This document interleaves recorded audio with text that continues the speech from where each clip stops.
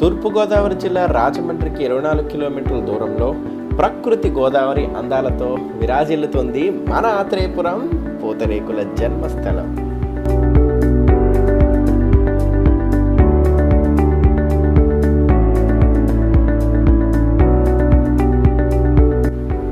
సుమారు 1000 మందికి పైగా ఆధారపడ్డ ఈ పూతరేకుల వ్యాపారం ఇప్పుడు ఎలా ఉందో చూద్దాం రండి.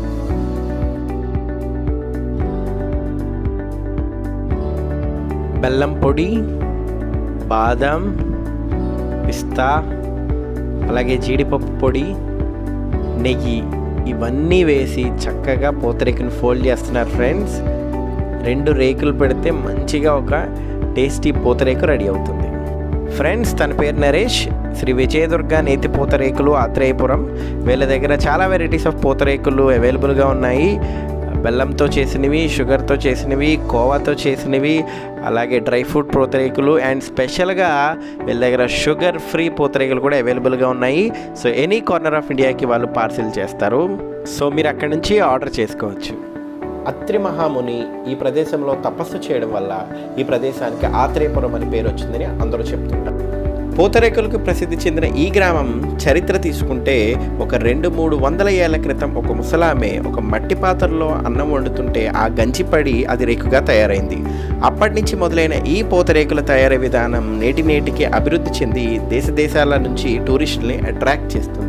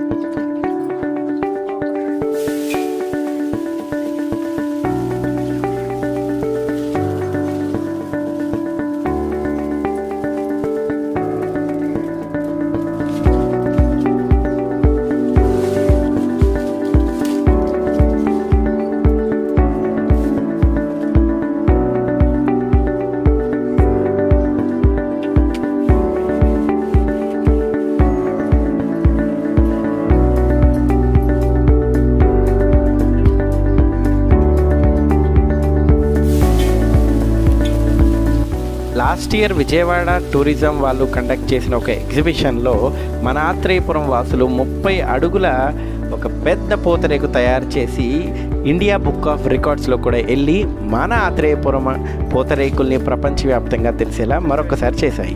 నరేష్ గారు, ఇప్పుడు ఈ పూతరేకుల తయారీకి ఏమేమి వాడతారు మీరు? దీనికి జేబీఎం అని ఉంటాయండి. ఈ రేకులు తీసే ముందు 1 గంట ముందు నానబెట్టండి. దాన్ని గ్రైండ్ చేసిన తర్వాత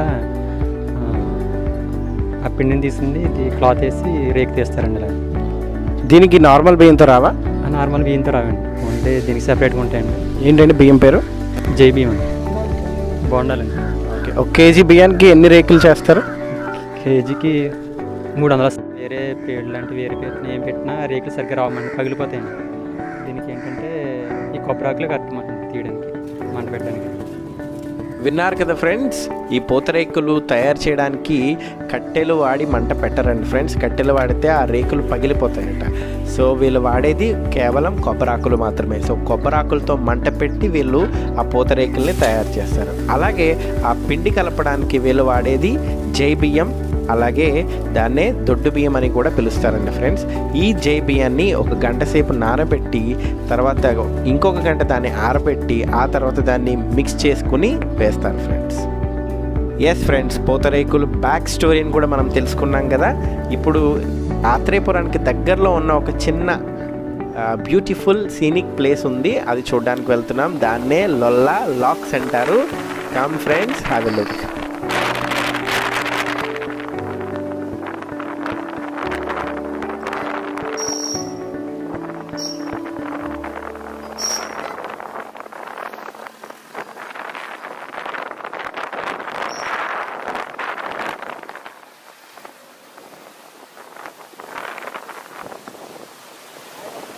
ఫ్రెండ్స్, ఇదే లొల్లా లాక్స్ వంతెన. చాలా చాలా బ్యూటిఫుల్ ప్లేస్ ఇది. గోదావరి జిల్లాలో ఉండే వాళ్ళందరికీ తెలిసిన ప్లేస్. అండ్ కార్తీక మాసం వనభోజనాల టైంలో అయితే ఈ ప్లేస్ చాలా చాలా సూపర్ ఉంటుంది. ఫ్యామిలీస్తో అండ్ ఫ్రెండ్స్తో ఎంజాయ్ చేయాలంటే ఖచ్చితంగా రండి. Have a look. ఫ్రెండ్స్, ఈ వీడియో కనుక మీకు నచ్చినట్లయితే like, share and subscribe to our channel. మేము గోదావరి వాళ్ళమండి.